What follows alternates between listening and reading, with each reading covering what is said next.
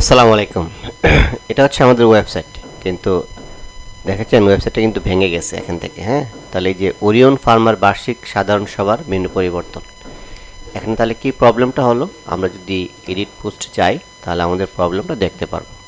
দেখেন, আপনি কপি করে পেস্ট করেছেন, কপি করে পেস্ট করেন, আপত্তি নেই, কিন্তু যখন পেস্ট করবেন, আমি কপি করলাম, এখানে আবার পেস্ট করব, কন্ট্রোল শিফট ভি, শুধু কন্ট্রোল বি না দিয়ে কন্ট্রোল শিফট বি আমি এখানে পেস্ট করলাম। আবার কোডে যাই, দেখুন এই কোডগুলো আছে।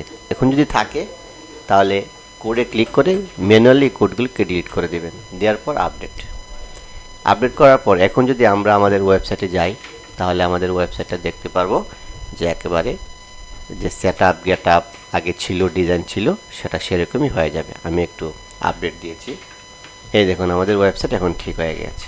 ও আরেকটা প্রবলেম আছে, এই যে 10% ডিভিডেন্ড ঘোষণা বিটি কম অনলাইন, সম্ভবত এই কাজটা আপনি করেছেন, এই যে অমিয় রুদ্র। তাহলে এটা কিভাবে ঠিক করব? আমরা এডিট পোস্ট, সেখানে আমরা এই যে ম্যানুয়াল যে ক্লাসগুলো আছে এগুলোকে আমরা ডিলিট করে দেব। প্রথমে কি করব, কন্ট্রোল সি দিয়ে কপি করব, কন্ট্রোল শিফট ভি দেব, দেওয়ার পর দেখব কোড আছে কিনা, যদি থাকে এই যে ম্যানুয়ালি কোডগুলোকে আমরা ডিলিট করে দেব। যদি ডিলিট না করেন তাহলে ওয়েবসাইট কিন্তু ভেঙে যাবে।